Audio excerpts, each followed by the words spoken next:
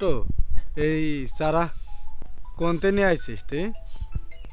এগুলো ভাই প্রথম যিনি নিয়ে আসছিল বাংলাদেশে, উনি হলো বাইরের দেশ থেকে নিয়ে আসছিল। পরবর্তীতে বাইরেতে? জি জি, এটা বিশেষ করে ইউরোপ কান্ট্রির ভ্যারাইটি। এগুলা বাংলাদেশে মোটামুটি কয়েকজন ভাই বাইরে থেকে প্রথম চারাগুলো নিয়ে আসে এবং পরবর্তীতে ওনার মাধ্যমে আমরা নিয়ে আসি এবং বর্তমানে আমরা নিজেরা এখন প্রোডাকশন করি। আমরাই গত সিজনে প্রায় 2000-3000 মতন বাগানির কাছে আমরা আলহামদুলিল্লাহ চারা পৌঁছে দিয়েছি। 2000 চারা মতন আমরা বিভিন্ন ভ্যারাইটি আমরা পৌঁছে দিয়েছি। মানে চারা তুই বানাইস করিস? এখন আমরা নিজেরাই উৎপাদন করি এইখানতেই না বিভিন্ন জাতের মাদার গাছ থেকে, এই জন্য জাতের নিশ্চয়তা 100% দিয়ে থাকি। দেখা যায় আমরা যখন আমরা কিনে বিক্রি করব তখন কিন্তু আমরা ওইভাবে জাতের, মানে মানুষ চাইলে তোর মতন বাগান করতে পারে, তোর কাছে চারা নিয়ে? অবশ্যই করতে পারে। জাতের নিশ্চয়তা 100% এবং নিজের মাতৃ গাছ থেকে নিজের বাগান থেকে চারা উৎপাদন করি, কোনো সমস্যা নাই এটা। কারণ আমাদের বাগানে এখন তো বোঝা যাবে না, যখন পাকবে তখন বুঝতে পারবেন, তখন সবাই আসবেন। আমাদের গাছ যখন আঙ্গুর পাকবে যেমনটা দেখবেন, ঠিক আপনি যখন চারা রোপণ করবেন যদি ভালোভাবে সঠিক যত্ন করতে পারেন, আপনার বাগানে সেম টু সেম ইনশাল্লাহ আমাদের মতন এরকম আঙ্গুর ইনশাল্লাহ ধরবে। এই হলো বিষয়। কারণ আমরা নিজের মাতৃগাছ থেকে মাতৃ কলম চারা আমরা সেল করে থাকি। বাংলাদেশের যে কোনো জায়গায় চারা দিতে পারবি? যদি আমি মনে কর চুয়াডাঙ্গাতে কক্সবাজার চারা নেব, তুই ওখানে দিতে পারবি? হল বাংলাদেশ আমাদের চারা যায়।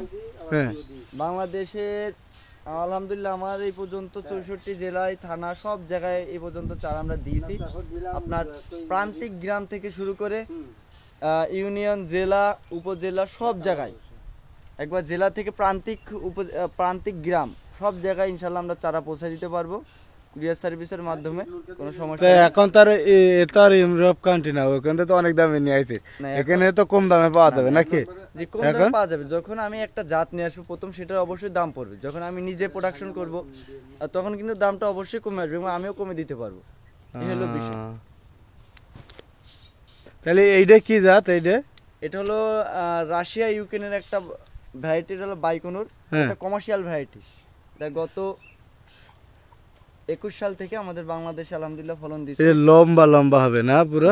এটা তার গোল হবে না? হবে, এটা তো লম্বাই থেকে যাবে। এটা থোকা আরো বড় সাইজ হয়। আমার একটু পরিচর্যার ঘাটতি এবং প্রাকৃতিক দুর্যোগের কারণে এই সিজনে মোটামুটি এরকম হয়েছে।